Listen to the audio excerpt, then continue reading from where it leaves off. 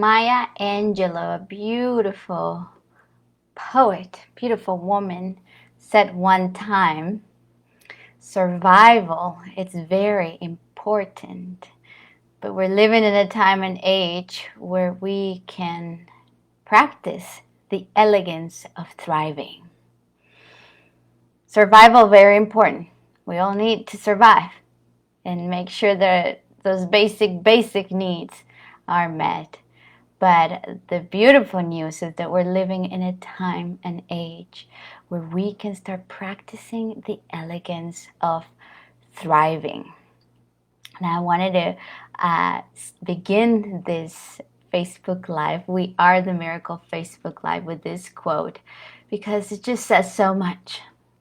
And there's so many things that we want in our lives. There's so many things that we want to see manifest in our lives.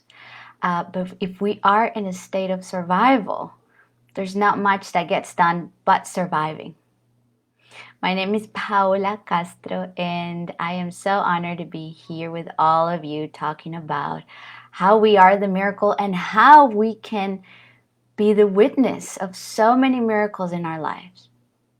And I'm saying the witness of many of the miracles that are happening in our lives because the principle that I know to be true is that there's so much already going on in your life that is so good.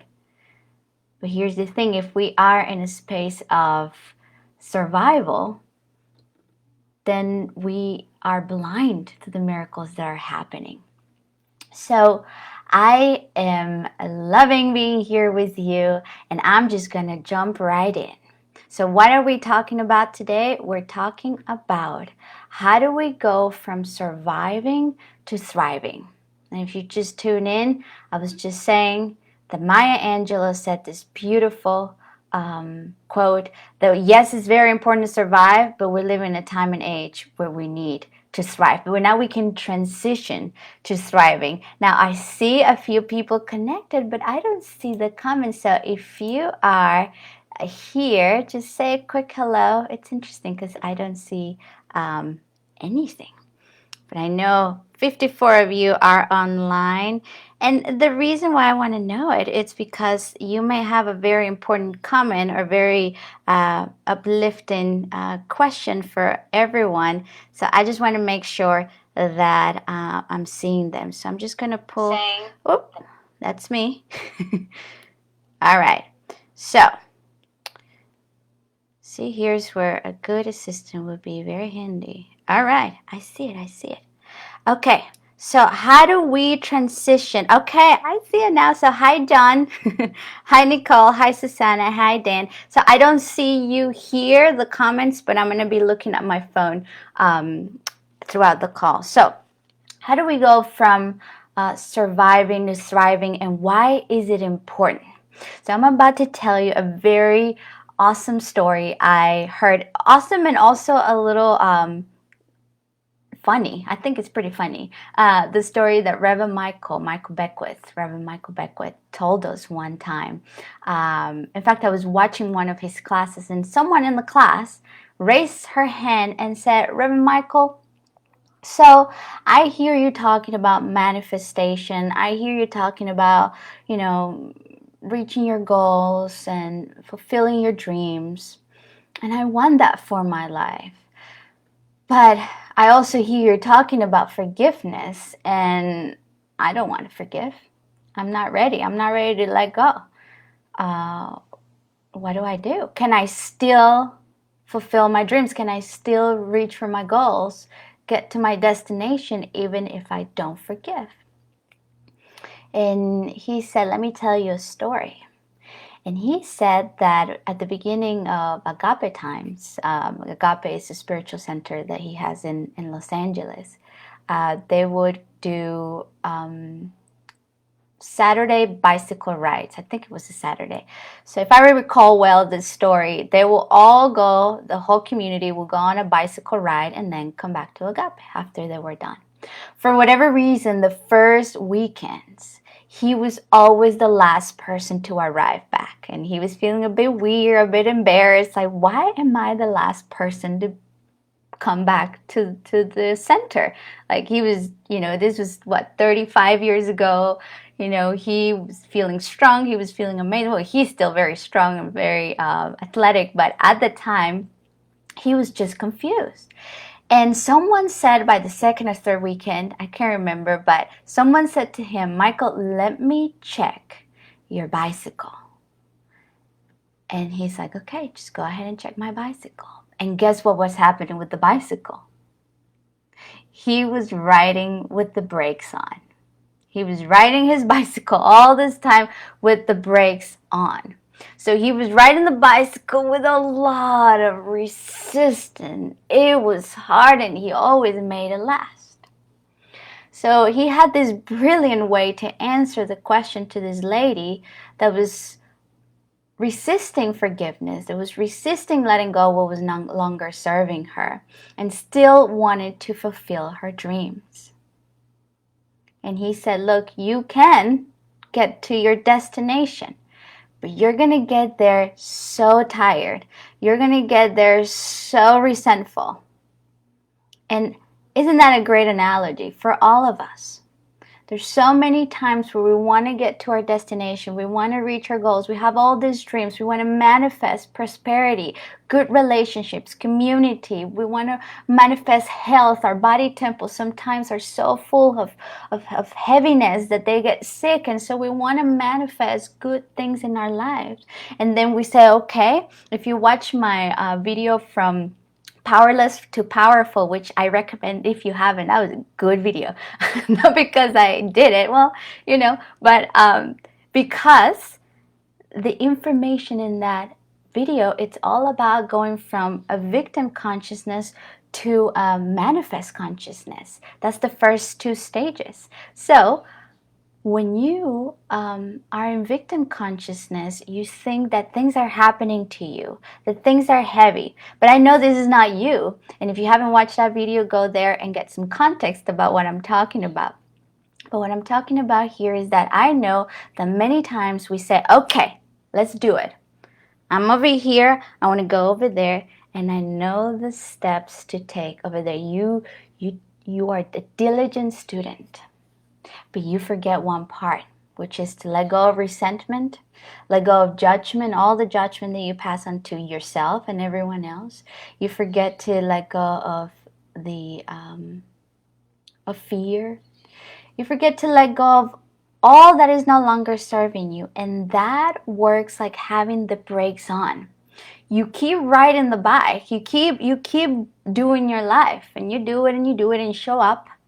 But then by the time you arrive to your destination, you're tired, you're more resentful, you're trying for everyone to understand all the sacrifice you've done. And then you get very disappointed because people don't appreciate your efforts. And then it just gets heavier. Or, I don't know if it's ever happened to you. Sometimes you arrive to your destination and you're like, is this it? Okay, I did it. Here's my goal. I arrived. I don't feel anything. So that's what happens when we're writing our life, when we're navigating our life without forgiveness, without letting go of the resentment, without letting go of the habits that are no longer serving you, when you're not letting go of the survival mechanisms. So we want to be able to let go of that so that you can navigate your life a lot softer, a lot more graceful, like a feather. I just sometimes when I feel like I'm in alignment, I just feel so much lighter. I may still have to send the email. I may still have to have that conversation that it's a bit uncomfortable. I still may have to go to the doctor. But I go there with a level of trust that goes beyond my understanding. And how is it possible? Because we are in a constant letting go of what's no longer serving you. Now, there are some sacred scriptures that talk about how you cannot add anything. You cannot add anything to your wholeness, to your perfection at a spiritual level. You are whole, you are enough, you are a representation, a holographic representation of the quantum field. That you may call it God, that you may call it intelligence, that you may call it love, that you may call it a universe. But if you are a representation of this holographic, intelligent universe, then there's nothing that you need to add to yourself. Now you may say, well, Paola, but I don't understand. I feel so inadequate sometimes. I feel so small. I feel like I have to learn all these things. Well, I'm not saying don't say no to personal and spiritual development, but I'm inviting you today to also say yes, a big yes with a capital Y, to everything that is no longer serving you. Because if you don't see love in your life, if you're not experiencing creativity, if you're not experiencing energy, it's not that it has left you. Creativity, health, love, energy, it hasn't left you. You are it. But there's something blocking you from seeing that you are. So that is why in this path of waking up, of awakening, is not about attaining anything. It's about letting go. It's about releasing what is putting the brakes on in your life. Let's take a deep breath for that one. And let go. Oh, I feel so excited with this topic. So I just want to say hello to you guys very quickly, because I can only see So yeah, Autumn, I see your message now. I see it from my phone. Hi, Angel, Faria. Hi, Desiree. Hi, Betty. Amen, Betty, Debbie. Love this reminder. Isn't this a great reminder? Hi, Michael, Desiree. Okay, so if you have any questions, if you have any comments, this is the time to type it in. And in a moment, I'll go to my phone and read them out loud and hopefully answer your questions or just add up to your beautiful comments. So, what do you need to let go of? The name of this series of Facebook Lives is We Are the Miracle. You are the miracle. Now, if miracles are naturally happening all the time, why is it that I don't see it? Well, we don't see them because we're holding on to things that are making us blind to it. I don't know about you, but that gives me a lot of hope. And it makes it feel more simpler than having to do all of this work and getting into analysis paralysis. Oh, wait a minute. All I have to do is to take the blinders off so I can see. And that's what we want our prayer to be. Let me see how you see, dear universe, dear intelligence. Let me see how you see. And when I mean you, I'm not meaning about anything outside of yourself. I'm talking about yourself, the you, the real you, the highest self. Let me see rightly. Let me see with my eyes. Now, what can we do? What can we practically do in this third dimension to see? First thing, we ask ourselves, what do I need to let go of? What is no longer serving me? And so one question could be, what is the story that I need to let go of? I know in my life I've had the story of I am not enough for way too long. And every time I've asked this question in the past, my highest self says, Paola, you gotta let that go. You're doing nobody a service to think that you're not enough, that you're not worthy. So very slowly in my path, I've been releasing that story. I know it's very easy to pick it up one more time. And the moment I feel tempted to pick it up, I said, thank you, but no thank you. What is the story that you have to let go of? And stories have a lot of details too. They have a lot of memories of the past. And she said, he said, and I'm not judging you for having them or judging me for having them. I'm just describing how they are. And I'm not saying that it didn't happen to you. We're not denying that it happened. But there is a point where we need to let go of the story. Let me tell you a brief story that I like to tell people in class. There was a guy, his name was Michael, and Michael went to, not Reverend Michael, but just a random Michael, and he went to a personal development seminar. And in this personal development seminar, the first thing was an icebreaker so that everybody introduced itself to each other. And the facilitator said, I want everyone to introduce themselves to each other. But the way that you're going to do it is you're going to say your name, and then you're going to tell the story of your life. Now, Michael said, okay, I'm going to do it. So he found this guy, and he said, hello, my name is Michael. I would like to start. About 20 years ago, in my early 20s, I had a very, very horrible accident that changed my life. I was dead, but then I came back to life. And I was in so much pain when I came back. I had to get so many surgeries. And then I was on painkillers. And then I got addicted to the painkillers. And then that got me very depressed. And then after I got so depressed, I was borderline suicidal. And then one day I had my awakening. But then as he was talking about his situation, what happened, he started to tear up. And then the guy said, I'm sorry, I am very sorry, but I want to interrupt you right now. And I'm going to tell you that, I'm sorry, Michael, but that's not true. And Michael got a little confused. He's like, what do you mean? This guy doesn't even know me. And he's telling me that I'm lying about the story of my life. And he's like, we're doing an experiment. Just try it one more time. And Michael is like, okay, I'll try one more time. So 20 years ago, the story of my life is that I'm Michael, and 20 years ago I had a horrible accident, and I felt very lonely. When I was in the hospital, barely anybody came to see me. I felt abandoned, and then he kept going into the story of how much it hurt him, and then he tears up again because he's back in the story. And then he's like, I am so grateful that you are telling me this, but I'm going to have to stop you one more time. Michael, that's not true. And Michael was getting a bit pissed off. Like, you're disrespecting me. Why are you saying that this is not true? And then he's like, the other guy said, let me help you. Your name is Michael.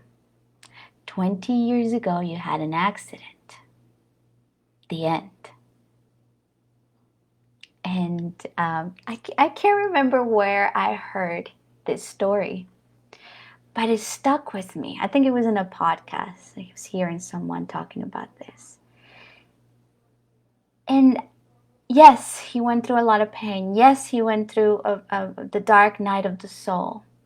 But every time he would talk about his story, he would get in so many details, and he will relive it again like it was happening right now. And for your mind, the mind doesn't know if it happened yesterday or if it's happening right now. Your mind is so powerful that every time you replay the story in your mind, it brings you back and generates all of the chemicals of sadness, stress, cortisol, despair. And that puts you in a state of survival. It closes your heart, or you pretend like your heart is closed, because I don't believe that the heart ever closes, but your ego is like, nope, my heart is closed. And you live a life with your heart closed, feeling victimized, and replaying that thing over and over again. I want to be very respectful for those of you that have had situations similar to Michael, or are going through situations that are very difficult. I'm not here to say, let's pretend that it didn't happen, just drop it and forget about it. No, I'm not trying to bypass it. I'm just trying to bring that 3mm distinction that says, be aware of the stories that you keep replaying in your mind. Why? Because we become addicted to those stories. And why is that bad? Because 1, you get sick from it, and 2, you ride your life with the brakes on. It's too tiring.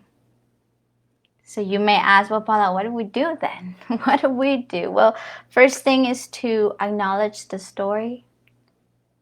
and forgive yourself and anybody that you need to forgive. Now, the topic of forgiveness is a big one. I recommend the book The Answer Is You by Michael Bernard Beckwith. I recommend Spiritual Liberation from him too, and Ho'oponopono. I can't remember who created the Ho'oponopono, but I highly recommend. If forgiveness is something that is resonating right now, please go ahead and dive in. Why? Because you're not going to forgive them first because they deserve it. You forgive them or forgive yourself because you deserve to be free. You deserve to navigate your life gracefully, light like a feather, free. Are you guys still with me? I hope you are. Let's take a deep breath in. Let go. So I'm curious, what do you need to let go of? Maybe it's not a story, but perhaps it's a habit that's no longer serving you, and you know what it is. A habit that every time you engage in that habit, you feel heavy inside, and you don't know why, and perhaps you negotiate, your ego negotiates with it. Well, it's not that bad. Well, whatever, everybody does it. But you know deep down, this doesn't resonate with me. It might resonate with my friend, but it's not resonating with me anymore. What do you need to let go of? Perhaps it's certain people you hang out with. Perhaps it's the news that you need to let go of. What do you need to let go of? That's a question. That's a powerful question. And not to judge yourself or to blame yourself, just out of curiosity. What do you need to let go? So that it will put you in a state of creativity, in a state of wanting to move forward in the direction of your dreams. That when you let go of that, you'll be able to see rightly, that you'll be able to see how the universe sees. Beautiful. So let's see. Let me go back just to make sure that, okay. Michael is in Ireland. Hi, Michael. Am struggling with drugs, sweetheart? Is that a question, Michael? I seem to be finding myself want to clean from bad habits.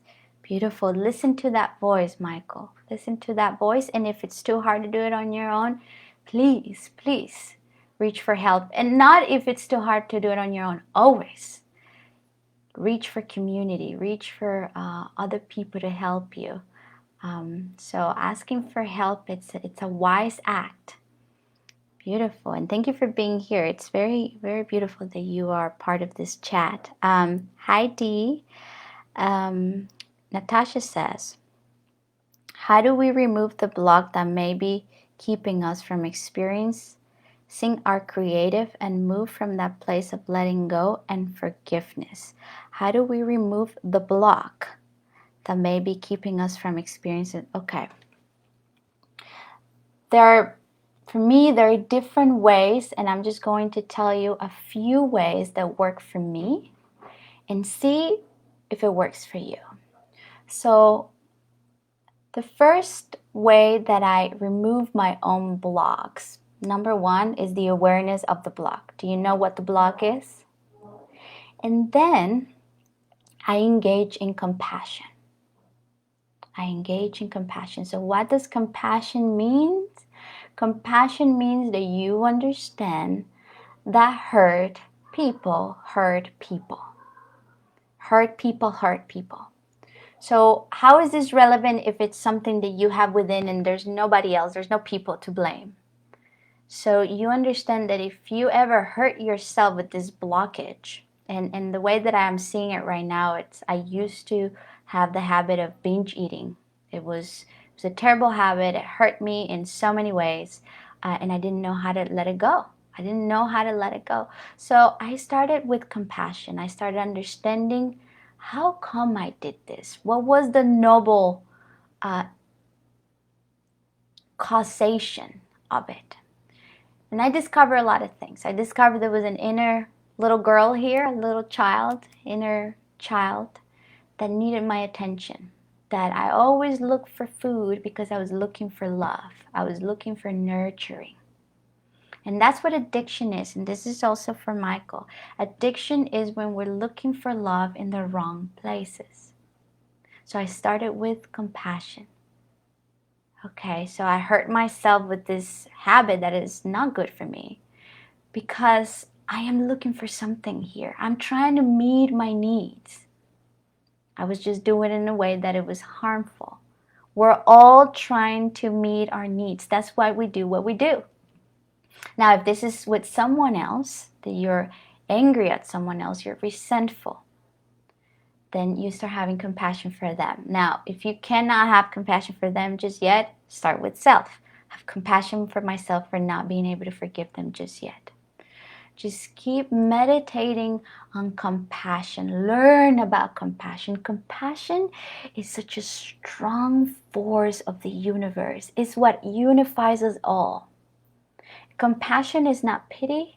Compassion is not saying, oh, it's all right that they did it. No, compassion is a deep, deep understanding of self and of the other.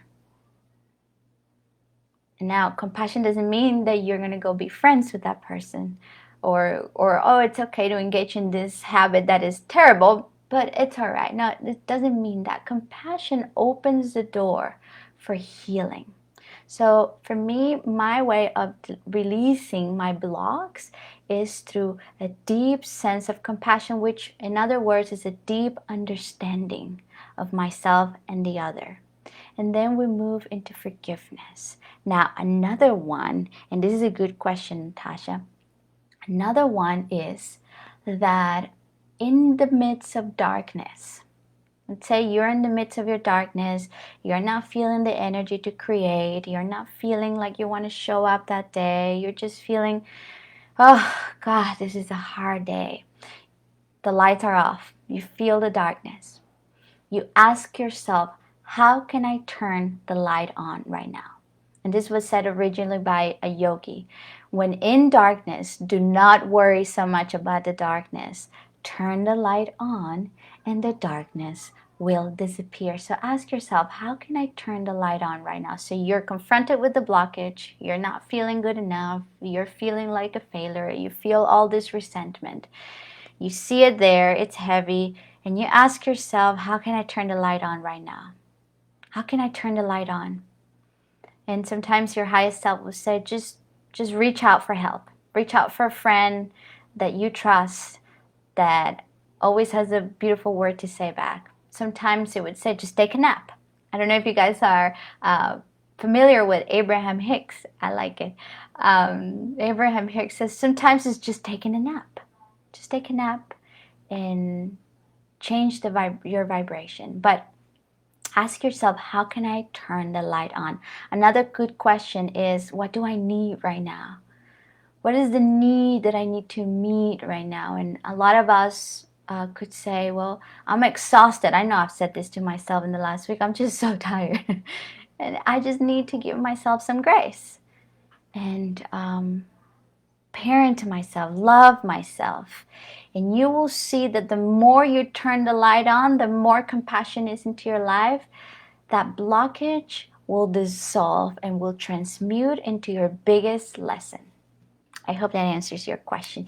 You guys, I'm almost done here because I know this shouldn't be too long. Okay, so I just have one more question. Hi, Mitch. Oh, yes, Mitch, it will be so good to have you back. Hi, hello, Maylene from Sweden. Hi, Elisa. Hello, Frank from Germany.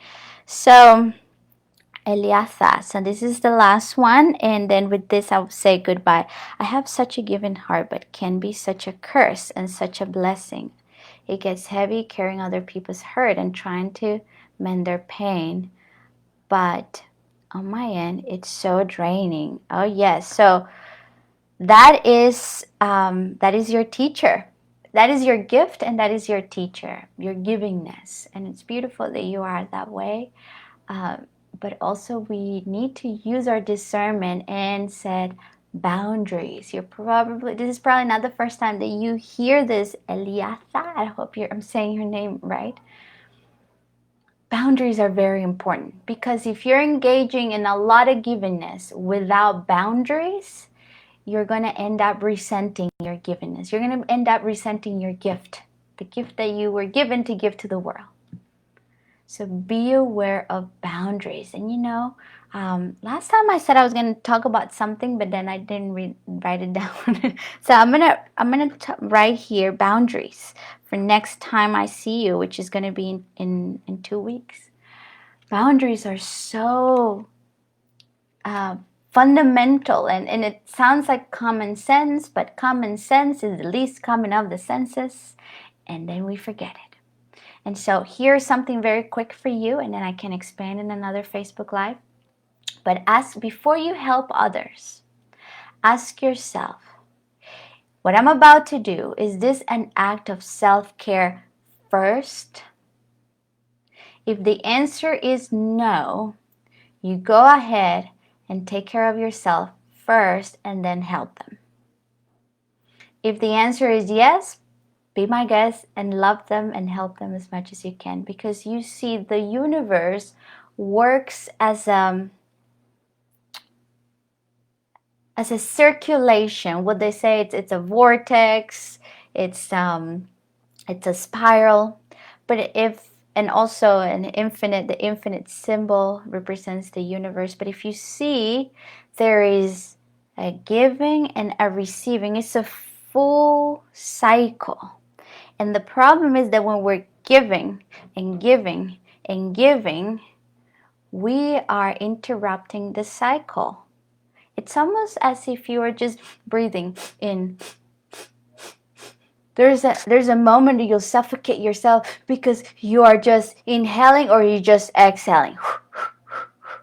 We need both. We need the inhalation and we need the exhalation.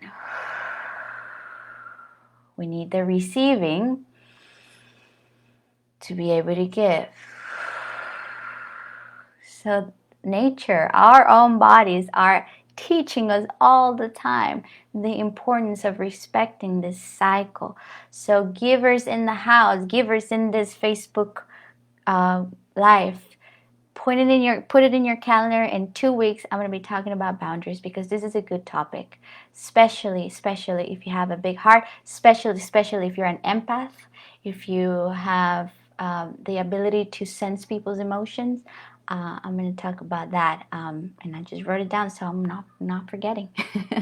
All right, guys, so it was amazing to be here with you today. I'm so happy. I love the interaction. It just fuels me. It's amazing. You're welcome, Michael. Hello from the Philippines. Namaste. Thank you. And Peter says, sometimes accepting how I'm feeling and what I'm feeling will allow it to flow. Darkness is eliminated. Yes, Peter, you said it right. And Reverend Michael says, it's in the feeling that you have the healing. It's in the feeling where we find the healing. So yes, just feeling will illuminate the darkness. Good one. Awesome, guys. Thank you. Have a wonderful day, a wonderful weekend, and I will see you in 2 weeks. Goodbye.